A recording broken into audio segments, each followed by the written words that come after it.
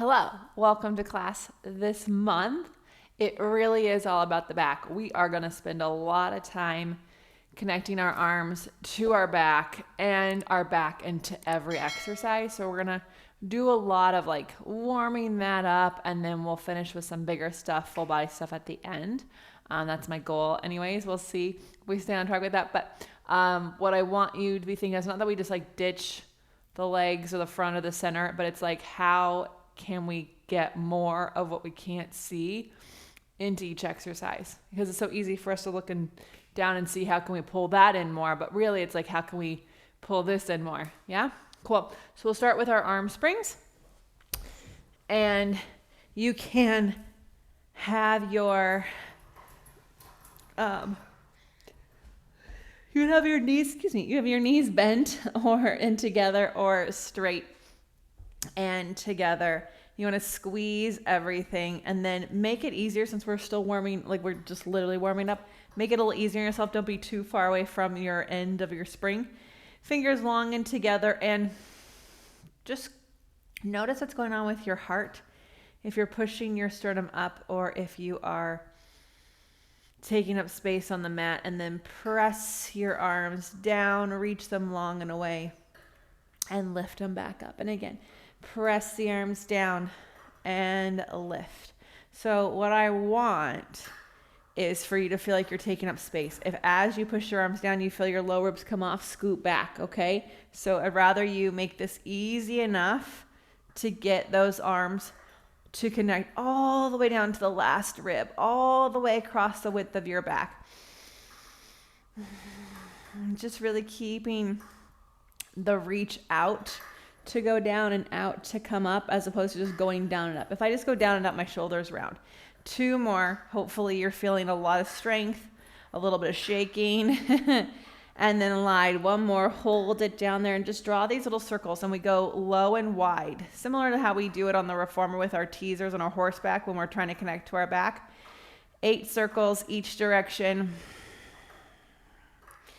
And rest. If you felt that more in your wrists, elbows, arms, it's because that's where it was. So scoot back. Next time you can even pause and try again. We want to really get that back warmed up. All right. So keep those legs either straight or both legs bent. Press the arms down, bend the elbows. If you need to make it easier on yourself to get those elbows flat to the mat, then do so. Push the arms to straight and bend. If you have a buddy nearby, to put their hands underneath your elbows and keep them down into the mat and into your sides, that would be really helpful. So I think about my shoulders pushing back as my fists go forward, and my arms don't get straight, and that's okay. 3 more. And 2. Last one, lift the arms up. Good. Open the arms out to the side. This one is harder to make it about the back. It's really easy to kind of get obsessed with the choreography. So I want you just to pretend you're floating on the water. Squeeze your legs together. Reach everything long. Hug those hands in towards your hips. And open back up. And again, hug those hands in towards your hips. Collarbones go wide, wide, wide. Let your heart sink down.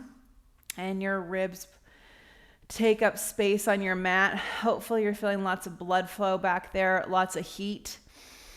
We're going to need all of these motions, all these connections where we're going. So much of what we do is arms pressing down, arms coming in, arms bending, right? Like it's all circling, all of that. We've just done all of that as a warm-up. Scoot back even a little bit more. Keep your legs together. Easier to keep the legs down, harder to lift it up. Lift your head and chest up and pump your arms for your 100 here. If you feel it in your neck, want you to lower down, scoot back. But I don't even care if the legs are up. You can totally keep them down. What I care about is that you feel every pump come from your back. All of them. If you have to set your head down and keep the pumps going, that's fine.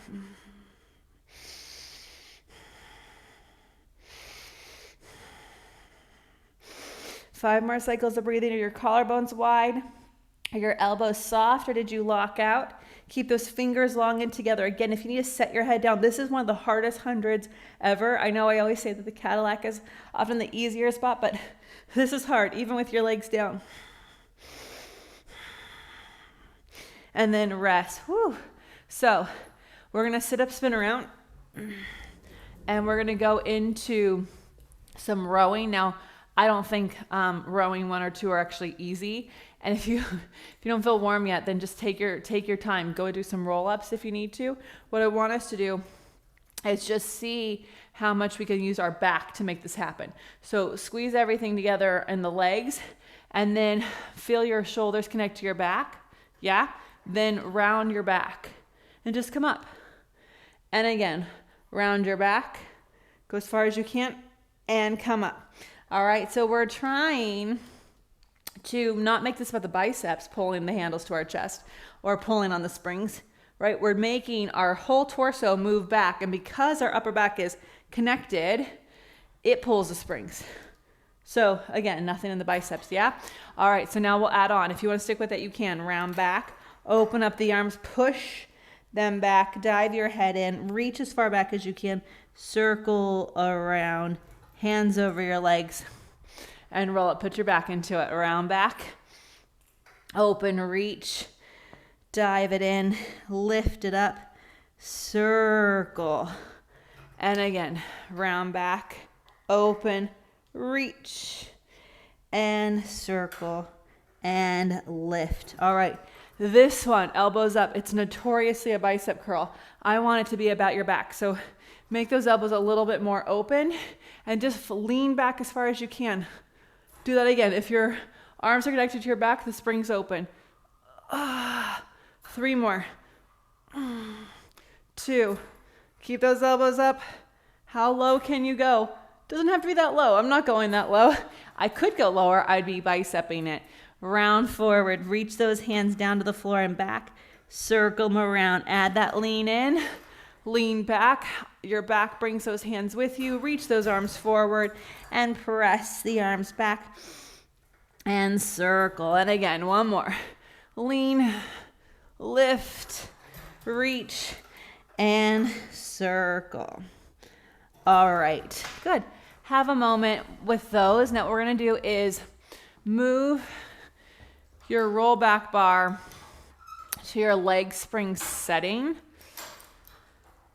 So we're gonna do our ab series and a couple other things with our roll back bar here.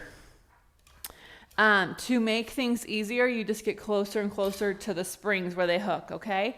So you put your legs over the bar and err on the side of easier versus harder. So it's like doing a chest expansion while lying on your back. You're gonna press the bar down from your back, lift your head and chest up, one knee in, one leg out, and switch, and switch. If it's too hard to control this bar, scoot closer to where the bar is connected to your tower Cadillac. You're just trying to keep it even. Keep pressing with open collarbones without pinching the shoulder blades together. Bend both knees to rest. You put the bar behind your knees, and that way your hands can let go and have the grip strength. All right, head and chest up. Grab the bar. Push the bar down as your legs go out. Bend the knees in, lift the bar. Press the bar down as your legs go out. Bend it in. And again, reach and bend. And reach and bend. 3 more. Last 2. 1 more. Bend your knees and lower. Let those hands have a moment. Because our grip strength tends to give out before our back does. And so I don't want it to be like, oh my gosh, we start to muscle things from our biceps and stuff. So curl up, press the bar down, one leg up, and switch. And switch. Keep that chest expansion happening in your upper back while you curl up. Isn't it amazing how the curl up can feel, how long it can feel when your back's connected? And then rest. All right. Here we go. Lift your head and chest, push the bar down, push the legs down. Keep the bar down as you lift your legs up. 3 more. And 2. And 1. And bend it in. Let everything chill. Amazing. Okay, so you're going to sit up and you're going to spin around